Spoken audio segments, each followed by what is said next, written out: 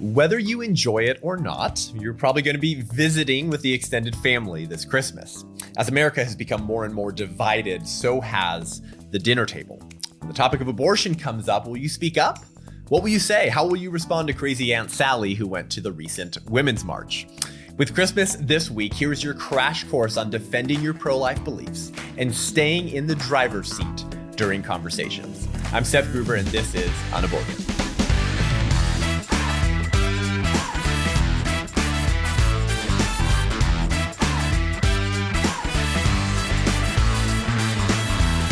Welcome to the show. Merry Christmas. Happy Advent to you. I hope you enjoyed our last week's episode on celebrating the prenatal Christ. That is what the season is about. It's about celebrating the Advent, the coming, the entry into human history of God into a womb that he once created, being prenatally developed and stitching himself together in a womb that he once stitched together to enter human history to redeem mankind from their sins. That is what Christmas is about. And in the meantime, as we're welcoming the prenatal Christ and the unborn God, our family recently welcomed our new child, our new daughter, Annie Brave, on December 3rd, born 2 days early, weighing 7 pounds and 3 ounces. So if you watch the show, please excuse the mountain man look, as I have been doing the most pro-life thing possible, which is having and raising babies. But thank you for tuning into the show this week. If you haven't given the show a rating and review yet, please do that for us. Give us 5 stars. Let us know what you think. As I've mentioned, it really helps. It helps us show up on the charts. And as I have been saying, we've been in the top 60, top 70 of news commentary category podcasts, being one of only 2, I think, pro-life podcasts that are in that category at all in the top 70. So you're helping us reach more people. Please continue to help us do that. So are you ready to defend your pro-life beliefs at Christmas dinner? Very few of us probably have an extended family that is united religiously and politically, right? Unfortunately, that's kind of a rare circumstance. I'm blessed to have that experience in my family heritage, but you will probably be hanging out with family this Christmas who differ extremely politically and religiously. And I bet that's a safe bet. And so you know that these topics come up, and they increasingly come up because our country's more divided than ever before, isn't it? I mean, there's people saying right now that there was 0 election fraud. And then there's people saying that this is the most election fraud in US history. And this is the most fraudulent election ever. You have people calling abortion reproductive health care and reproductive justice, or telling you to vote for the party of abortion if you care about pro-life because Democratic policies decrease abortions. And of course, you have you and me who understand that this is the dominant issue in the world today because more innocent human beings are murdered through state-sanctioned institutions than any other time in our history. So there's going to be division at the dinner table. And as the government has grown and our social fabric has broken down, politics becomes more of a frequent conversation. Why? Because we've had to turn to our government to fill in the gaps of social breakdown and decay in a way that we didn't have to in previous generations. And so unfortunately, politics has become more and more divisive, and conversations on that division more common at the dinner table. So are you going to be prepared to advocate on behalf of our unborn neighbors and to speak truth lovingly, but boldly and courageously to those in your family who think differently than you? And now maybe you're thinking, well, Seth, I mean, I'm brave and I care about life, but really? At the Christmas dinner table? Can't we just put it off for another time?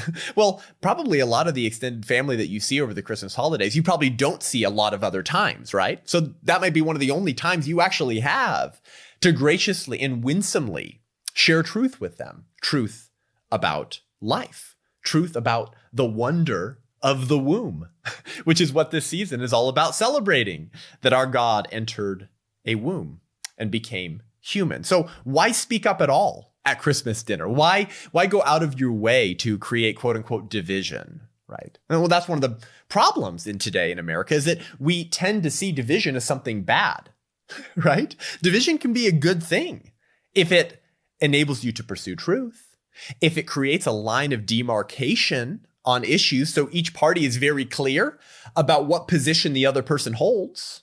And division can be very helpful in driving people to seek truth, right? If you're a Christian, you read the Bible, you'll see that God's very clear on how we should treat matters of sin in the church. I mean, Paul ends up telling us that if your brother sins against you, take it to him. If he doesn't listen, take it to a few others. If they don't listen, take it to the church. If he doesn't repent, treat him like a pagan and a tax collector. Whoa. I mean, Jesus, that's a little divisive. Well, why are you telling us to do that? Because the hope is that you win that person back to truth. You win them back to the Lord. So division is not necessarily a bad thing if its end cause is something good. The end cause would be truth, life, and defending life. So you should speak up at Christmas dinner because truth matters and lies are deadly. Nowhere is that more true than the issue of abortion, the lie that not all humans are persons, or that the unborn isn't a full human, it's just partially human. It's like it's becoming human, but it's not like a full human. These are deadly, deadly lies. So you should speak up because truth matters. And maybe there's no one else in your extended family's life that they will see on a regular basis who will graciously and winsomely speak truth to them. You know, Nancy Pearcey made this point. She said that Christians should speak out on moral issues, not because they feel offended or because their sacred beliefs are being compromised, but because they have compassion for those who are trapped by destructive ideas. And what is more literally destructive than the idea that we can kill unborn humans because they're not really persons? And those ideas become increasingly destructive because if we can deny the natural right to life to unborn human beings because they differ from us, why can't that same government deny certain natural rights to you because you differ from them in certain ways and you don't meet certain functional checkboxes that the government has now determined are necessary to meet in order to have rights? This is exactly what we did to Jews, blacks, and now to our unborn neighbors. And the last reason why you should speak up at Christmas dinner is because pro-choice propaganda and ideas are ubiquitous. They're everywhere. You don't have to go searching to learn pro-choice arguments or to be indoctrinated to think within a pro-choice worldview. It's in the mainstream media. It's in Hollywood. It's in our educational systems. It's ubiquitous. Who will counter that? Who will provide a light on a hill? Who will provide truth in times of chaos, if not you? That's why you should speak up at Christmas dinner. Doesn't mean you go around gratuitously offending people or making your extended family feel like rubes for accepting the pro-choice position, but because you have compassion for people who are trapped by destructive ideas. So how do you do this? You must know what you believe and how to engage strategically in conversations, right? You can have a whole bunch of information in your head, but if you don't know how to engage strategically, winsomely, graciously in conversations, all of that knowledge might not actually be that effectively applied if your goal is to change that person's mind and put a stone in their shoe. So this is significant because there are many people out there waiting to attack you in everything you believe in. And they know how to defend their ideas, right? However bad they may be, they know how to defend their ideas. Few people are more passionate about defending their beliefs than pro-choice individuals. And if you won't show the same type of passion for life and protecting life as the other side will for death, I don't know if we can win this country back from the abortion cliff that it's running off of. So the takeaway in this episode today is that I'm going to help you create meaningful and effective dialogue with people who may not see things the way you do. You're going to learn valuable strategies on how to keep cool under fire, stay focused on the main thing. So we're going to equip you to ask sort of key questions designed to reverse the burden of proof and put you back in the driver's seat of conversations on abortion. Because if you listen to the show, maybe you know a lot of content and knowledge about the issue of abortion, but how do you ask key questions in conversations to guide it in a way you want to, and with your end goal of creating cognitive dissonance in the minds of your friends and family members? And we're going to get to more of that next. But first, if you like this show and want to hear more great content and commentary from the front lines of the abortion wars, then head on over to patreon.com/unaborted, patreon.com/unaborted, and become a patron of the show. This is what helps us increase the production quality of our show, eventually move to 2 episodes a week, and be able to bring a team and create interactive content on college campuses or in the public square, kind of applying these ideas into what? Into conversations, which is what this episode is about, and showing people how to do that effectively to change more minds, change more hearts, and save more lives. So if you want to help us do that and support this show, go to patreon.com/unaborted, and we'll be right back with a whole lot more.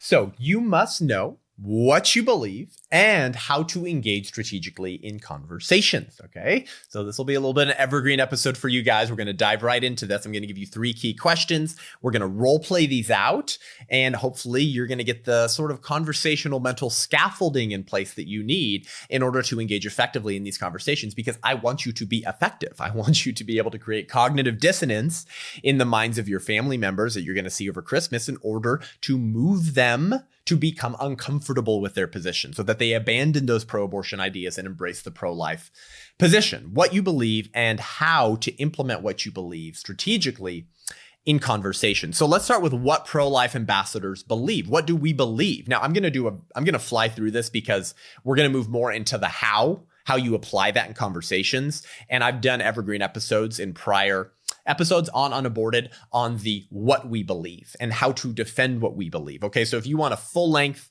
sort of addressing of this, go find the episode You Can Be a Pro-Life Apologist, or my talk, Why Everyone Should Be Pro-Life, which is also an episode on Unaborted. So you scroll down, find You Can Be a Pro-Life Apologist or Why Everyone Should Be Pro-Life, and you're going to get the long form of what I'm about to fly through. So firstly, what do we believe? Well, we as pro-life individuals focus on one key question, right? Which is, what is the unborn? You cannot answer the question, can I kill this, until you firstly answer the question, what is it? And we answer the question, what is the unborn, by turning to science. The science of embryology teaches us that from the moment of conception, the unborn child is a distinct, living, and whole human being. It's not partially human. It doesn't slowly become a human. It is a human from the moment of conception. Distinct because it's separate from the mother and the body, and her body is not her body. Living because dead things don't grow and the unborn child meets all the requirements for a living thing.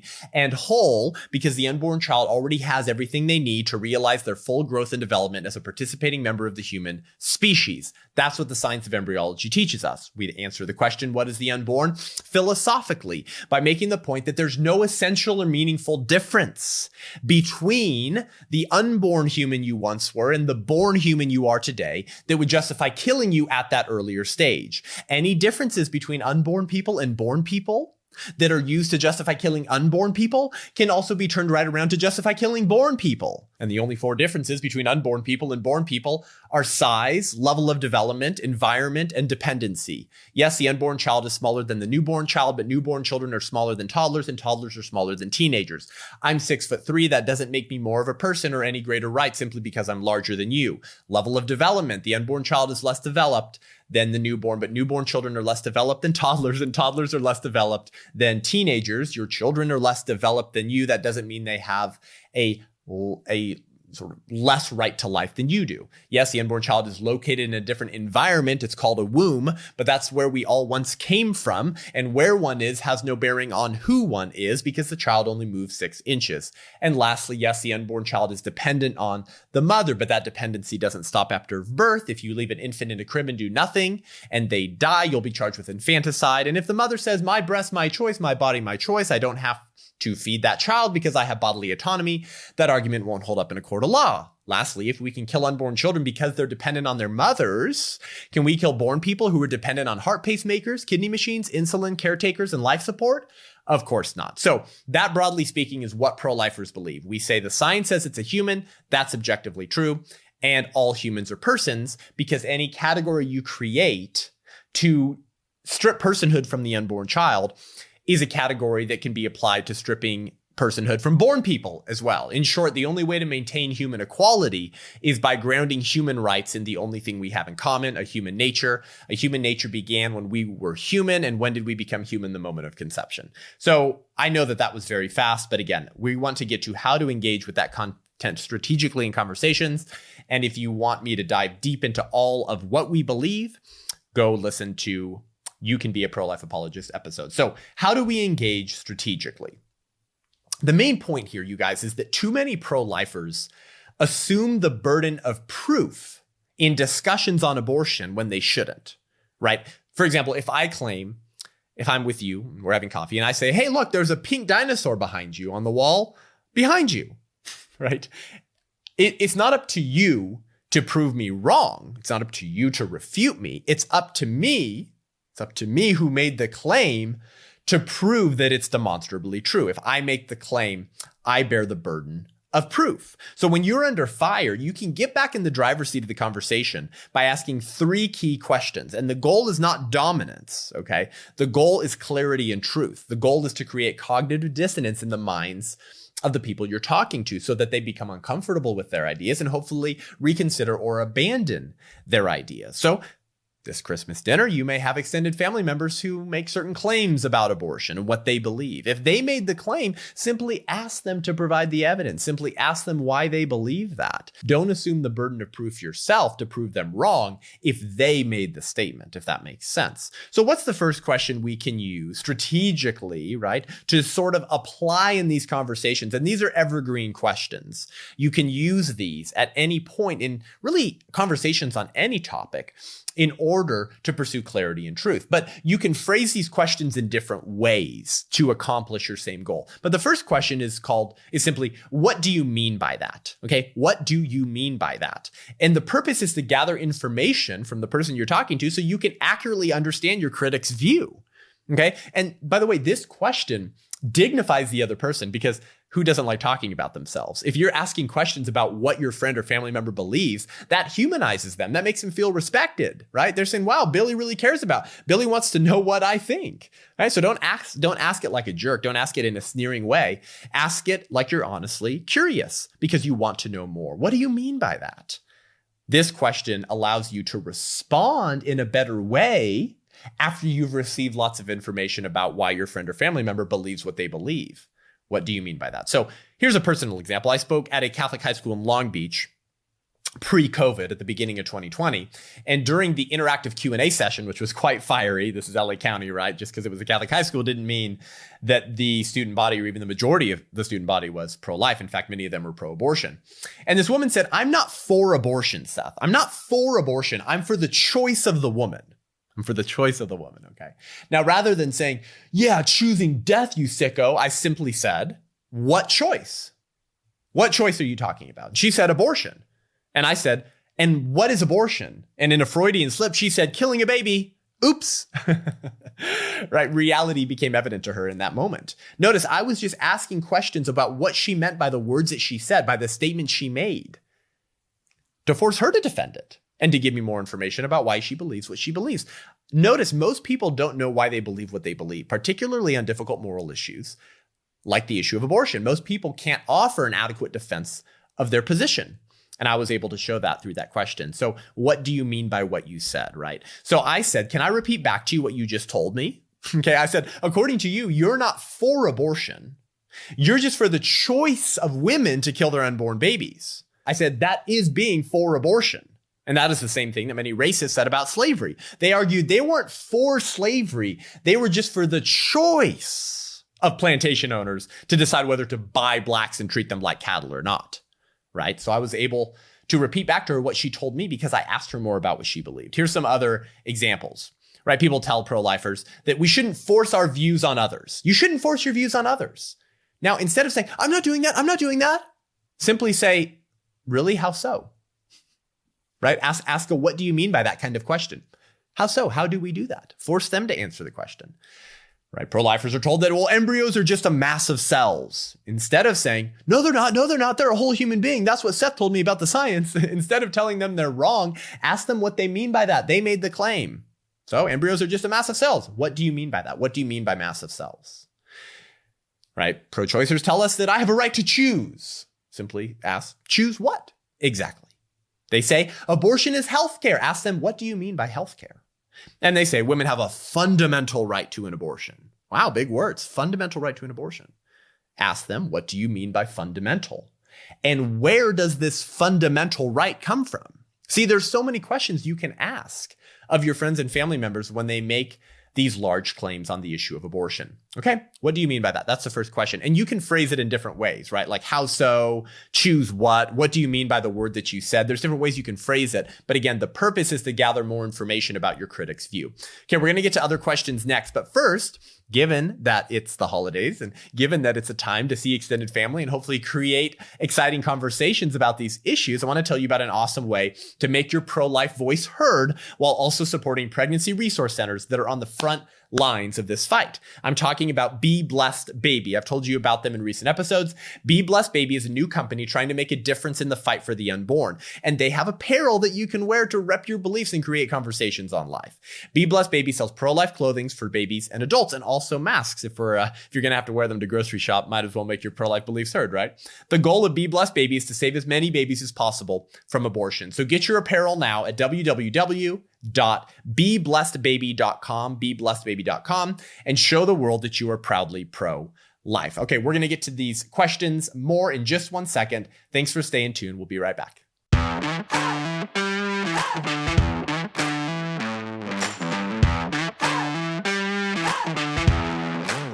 So what do you mean by that? Remember, that's how you get the information about what your critic believes so that you can more adequately respond with your beliefs by countering the claims that they've made because you ask them a lot about what they believe, right? So what's the second question?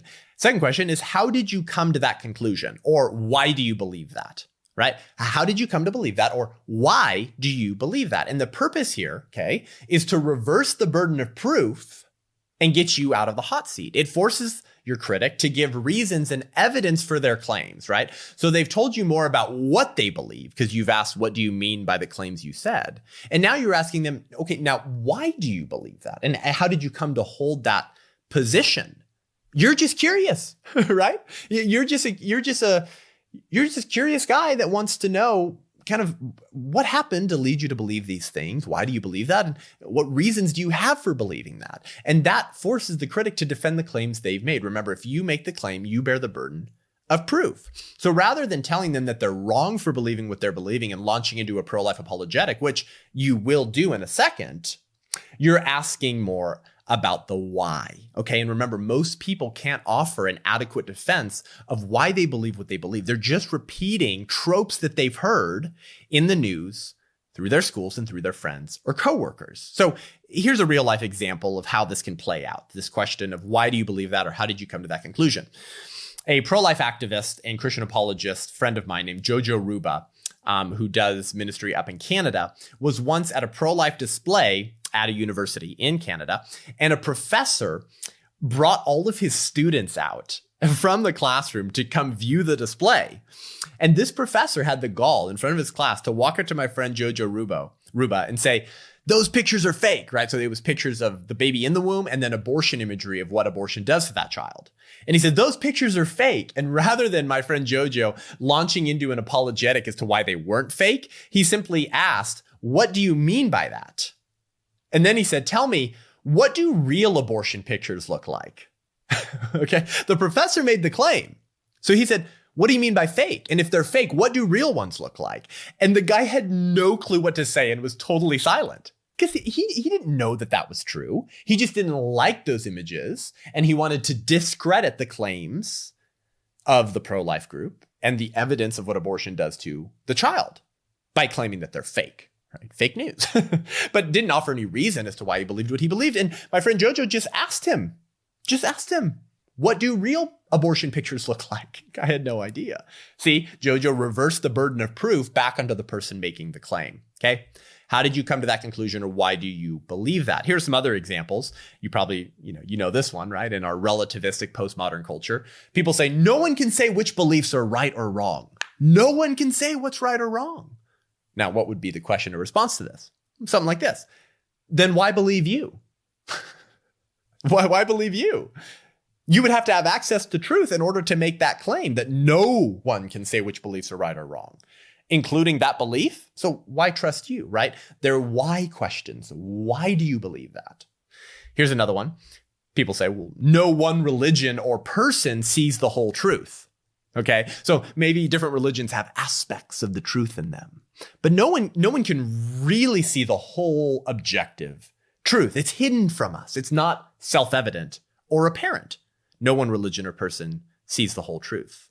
Well, how do you know that each religion or person only sees part of the truth unless you yourself can see the whole truth, which was something you just claimed was impossible? Right? Again, they're why questions. So obviously I didn't just ask, how did you come to that conclusion? I'm rephrasing the why do you believe that question by placing the burden of proof back on the person who made the claim. No one religion or person sees the whole truth. How can you know that unless you had access to the whole truth, something you just denied, right? What about this claim on abortion? People say thousands of women died from illegal abortions before 1973. You probably heard that one, right? You won't believe the bloodbath of women dying from illegal abortions before it was legalized. Now, I have data that can show that's false, but rather I'm just going to ask, how do you know that?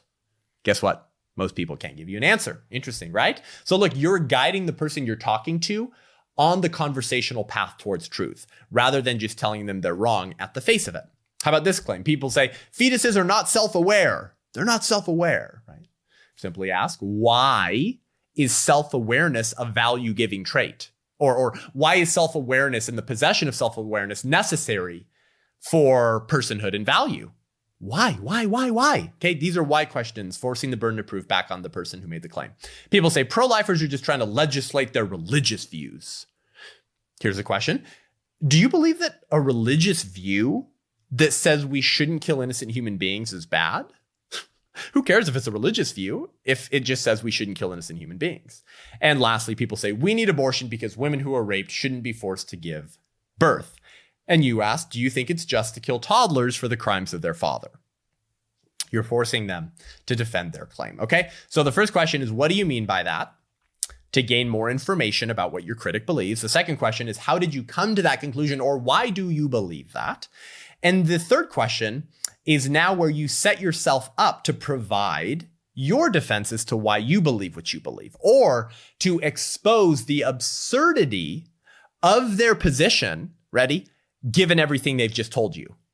Given everything they've just told you, you say, look at where this leads. Okay, this is a philosophical strategy called reductio ad absurdum, where you reduce your opponent's argument to absurdity by carrying it to its logical conclusion and asking your critic if that logical conclusion is something they're comfortable with. Does that make sense? Okay, so the last question is, have you ever considered the implications for your view? Now, again, these are sort of stand-in questions because they can be rephrased in different ways, right? What do you mean by that will be filled in by the thing that they actually are talking about. What do you mean by choice or healthcare? Similarly, have you ever considered the implications of your view can be rephrased to say, have you considered that if we can kill babies conceived in rape, then we could kill toddlers for the crimes of their father, etc., right? So the purpose here is to show that your critic must pay too high a price to continue holding his view, right? You want to show that the implications of his worldview and position lead to moral atrocities, okay? Lead to disgusting, uncomfortable ideologies and consequences so that they abandon it. And Abraham Lincoln was very good at this. Here's a historical example. Abraham Lincoln wrote a piece called Fragments on Slavery in 1854. And on this little parchment of paper, which we have, he was writing down and responding to the absurd nature of pro-slavery arguments, okay? And he was taking the pro-slavery argument, okay? And he was saying, look at where this leads if you apply it consistently, okay? Here's what I mean by this. He says, you say A is white and B is black. It is color then, the lighter having the right to enslave the darker. Take care, by this rule, you are to be a slave to the first man you meet with a fairer skin than your own. Do you see what he's doing? He's saying, okay, slavery supporter, if skin color confers value, but skin color comes in varying degrees, then it would follow that anyone with a lighter skin than you, plantation owner, could enslave you. Oh, have you considered the implications of your view? Do you see? Lincoln continued and said, you do not mean color exactly. Okay, you mean that whites are intellectually the superiors of blacks and therefore have the right to enslave them? Take care again. By this rule, you are to be a slave to the first man you meet with an intellect superior to your own. And lastly, he said, oh, but you say it is a question of interest. And if you can make it your interest, you have the right to enslave another. Very well. And if he can make it his interest, he has the right to enslave you. These are the implications and consequences of pro-slavery arguments. We want to do the same thing in conversations on abortion, okay? After asking, what do you mean by that, and getting a lot of information. And then secondly, by asking your critic why they believe what they believe and how they came to hold that position. Now we want to respond by saying, look at where your position will lead. Okay, so here's some examples. People say, you shouldn't judge, right? Stop judging me. If I want to have an abortion, I can get an abortion. Don't apply your truth on my truth. You shouldn't judge. Well, have you considered that you just did? You're judging me for judging you. That's a judgment, right? The implication would be that you're doing the same thing that you accuse me of doing. Here's another example. People say fetuses have no right to life because they're not self-aware. All right. Here's the question. Have you considered that newborns are not self-aware either? Right? Hey, pro-choicer, if self-awareness is a value-giving capacity, so that's your argument for killing the unborn, that would work to justify killing newborns as well. Are you comfortable with that? The implications of your view? Do you see? Here's another one. People say fetuses have no desire to go on living. They don't have any desires, so it doesn't matter if we kill them. Have you considered what follows from that? We know from science, from studies, that the capacity to desire anything doesn't occur until several weeks after birth. Can we kill those infants? Of course not. And lastly, people say pro-lifers should stop telling women how to live. And then you say, well, have you considered that telling someone not to do something is telling them how to live? Telling pro-lifers that they should stop telling women how to live is telling them that the way pro-lifers should live is by not telling women how to live. So you're telling pro-lifers how to live, which is what you just told me I shouldn't do. Do you see? Okay. Have you considered the implications of your view? So let's kind of put it all together. Let me use all three questions together here to strategically reply to critics and kind of just give you this role play for how you might implement these and how this might play out at the Christmas dinner table. Okay. But again, you can go to these go-to questions to get yourself out of the driver's seat. So don't feel this massive burden of proof to prove your beliefs at every contentious point. Simply resort to asking questions. This is the Socratic method, the art of asking questions to get at the truth. Okay. And to go on a conversational path towards truth with your family members. So let's go through all three questions on a few different points. People say embryos have no desire to go on living. They have no desire and thus no right to life. Okay, let's start with what do you mean by that? What do you mean by desire? What do you mean by desire? Do you mean one that I'm consciously aware of? Right? Okay. Second question.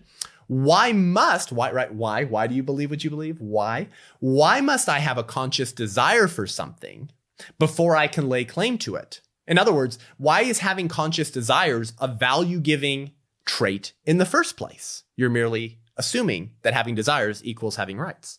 And lastly, have you considered that a slave can be conditioned to not desire his freedom, but he's still entitled to it in virtue of his humanity? Also, what if my desire to live is greater than yours? Did you know that the Buddhists' goal in nirvana is the eradication of desire? Did you know that? That's what nirvana is to Buddhists, is they have no more desires. So let's say they achieve nirvana. Can I murder a Buddhist who's achieved nirvana? Because if he doesn't have desires and I kill him, then I haven't violated his desires. And according to the pro-choicer, you don't deny someone rights unless you deny them desires. Interesting. Have you considered where that would lead? See, here's another claim. People say the Bible is silent on abortion.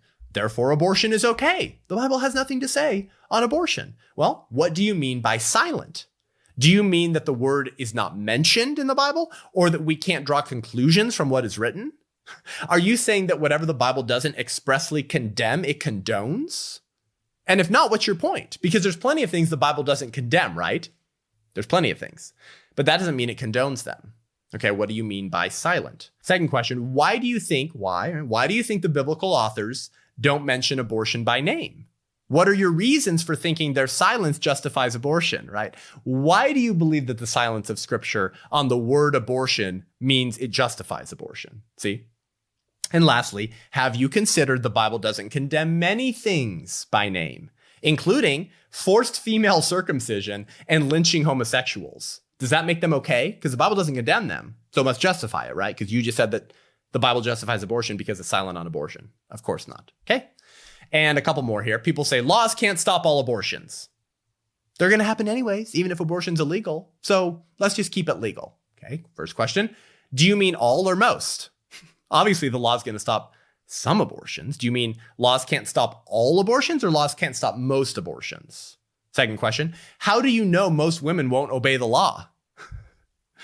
Many women may. Many women will. How do you know that we shouldn't pass laws against abortions because most women won't obey the law? How do you know that? And lastly, have you considered that laws against rape don't stop all rape, but they do stop most? And we wouldn't want to get rid of those laws simply because some men still break the law. Why should it be any different with abortion? And lastly, people tell us that women have a right to do what they want with their bodies. Bodily autonomy, right? Well, what do you mean by right? Right? Where did this right come from? And what do you mean by body? Because if the unborn has their own body, wouldn't they have bodily autonomy? See, what do you mean by that? Okay, secondly, do women have complete bodily autonomy? Would you defend a woman using her body in a way that wounded others? Right? Why do you believe that women have bodily autonomy? And do they have complete bodily autonomy or only on abortion? See, these are the why questions. And lastly, have you considered that the government regularly prevents people from exercising bodily autonomy when they pass laws against streaking, drunk driving, and child abuse? That is the government saying you cannot use your body in this way. Have you considered that? Right? So you're trying to create cognitive dissonance. You're trying to get your critic to become uncomfortable with their position, so that hopefully they're willing to be honest about the flaws in their own argument and eventually abandon their worldview. So ambassadors for the unborn must master what they believe and how to engage strategically on the battlefield of abortion. And for you, that battlefield will most likely be conversations, right? You probably have another job. Maybe you have a family. You're busy. Sure, you donate to pro-life causes, but you're a busy person. Most of your engagement will hopefully be outside of abortion clinics if you can volunteer to save children. But a lot of it will just be in conversations, one-on-one with people that you do community with. How do you engage strategically? Here are some helpful tools to do that. Okay, I hope that was helpful. If you want to get some hands-on practice, by the way, I have an exciting little opportunity just to pitch to you, okay, a little Christmas present. If you'd like to role play a conversation with abortion on me, where we apply some of these questions and we kind of go back and forth and I can kind of push you and test you and in a safe environment where you feel safe so that you get better and better at defending your pro-life beliefs, okay, then we have a little competition here. The first person to become a patron of UnAborted this week, okay, it's Monday. This episode's being released. The first person to become a patron at $20 a month or more will get access to a perk that only is available to the $75 a month patrons and above. And that's a one-on-one Google Hangout with me, where I'll give you a pro-life apologetics training and role play arguments over abortion so you can see how they work and how to respond. And we'll apply a lot of this one-on-one, putting flesh onto this conversation in reality, you and me going back and forth. Okay, so first person to jump on as a patron at $20 a month or more by going to patreon.com/unaborted, and I'll get the notification of who does that first. We'll get an hour-long Google one-on-one hangout with me where we'll put this into practice, and hopefully that'll be helpful for you, okay? Well, thank you guys for joining me today. Merry Christmas to you. Happy Advent, okay? Let's celebrate the greatest unborn child ever, the creator of the universe, who entered the womb of a virgin woman in a womb that he once created, as we celebrate and affirm the dignity of all human beings who are created in the image of our prenatal God that we are called to protect, value, and advocate for. Give the show a rating and review. Let us know what you think. Subscribe on iTunes, YouTube, Spotify. It really helps. We want more people engaging visually with our content on YouTube as well. And if you want to learn more and engage with me online, head on over to sethgruber.com, SETHGRUB as in baby boy, ER.com to sign up for my newsletter and get regular content delivered to your inbox, as well as to view my speaking schedule, which is taking off in 2021. Thank God. Even in the midst of these shutdowns, I will be at, I think, 10 churches in a row on Sundays all the way through March 7th. So stay tuned if you want to come hear me speak live and local. Until next week, I'm Seth Gruber, and this is UnAborted.